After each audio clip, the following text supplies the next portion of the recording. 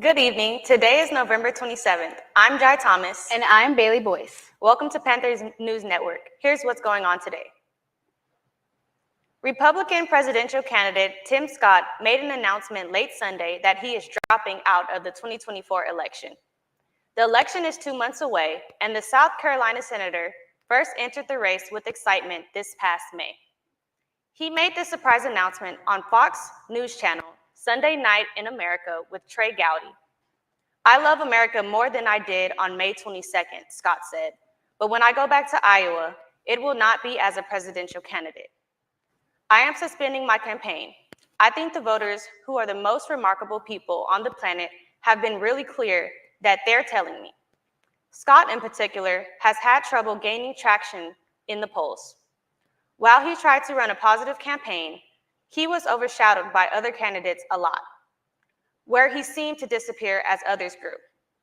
It was unclear if Scott would qualify for the fourth debate, which will require higher poll numbers and more unique donors.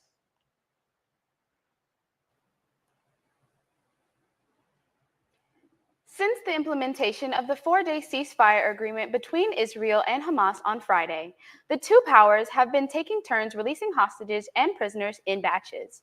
As of today, Hamas has released 55 Israeli and Thai hostages throughout 3 exchanges, the third of which occurred on Sunday. Among the group of hostages was 4-year-old Abigail Eden, an American dual citizen who was abducted by Hamas on October 7th. Israel has released more than 4 dozen prisoners.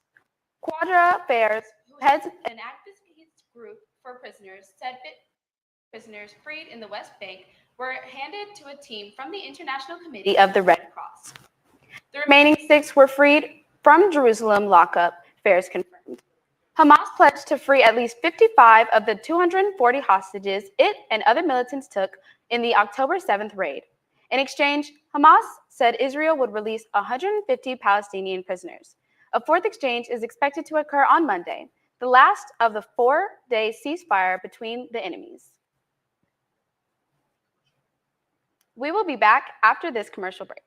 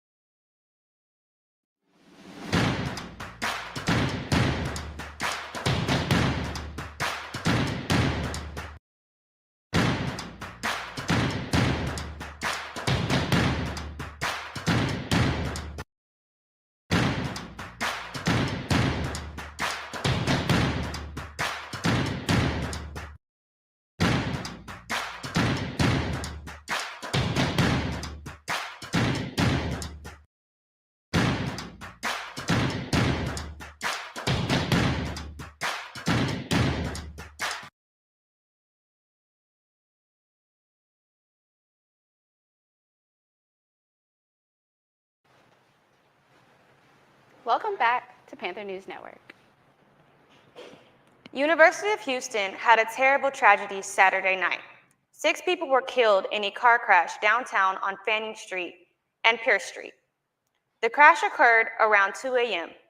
A car was driving south on Fanning at a high rate of speed when it ran a red light on Pierce, hitting a SUV who had the green light. 4 people were pronounced dead. The other 2 people were rushed to the hospital, but sadly passed away later. Police are still investigating where these people were coming from and where they were going. One man that died is identified as DJ Hayden, a star former football player who was also an alumni of University of Houston. Hayden played for the Oakland Raiders, Detroit Lions, Jacksonville Jaguars, and the Washington Commanders. He was visiting U of H to celebrate their homecoming. Virginia State University is set to become the first historically Black college or university in history to host a general election presidential debate. The university was selected by the Commission of Presidential Debates. They will host the second debate of the 2024 election cycle, which begins on October 1st. The debate is scheduled for October 1st, 2024, and will be held at the state-of-the-art VSU Multipurpose Center. This is a big step, not only for Virginia State, but for HBCUs everywhere, and this brings positive attention and voter awareness to HBCUs.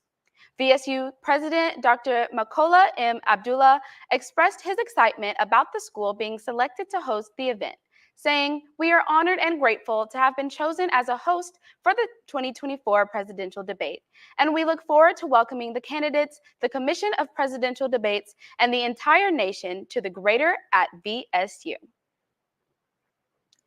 Thank you for staying with us this evening. We will be back with your entertainment news after this commercial break.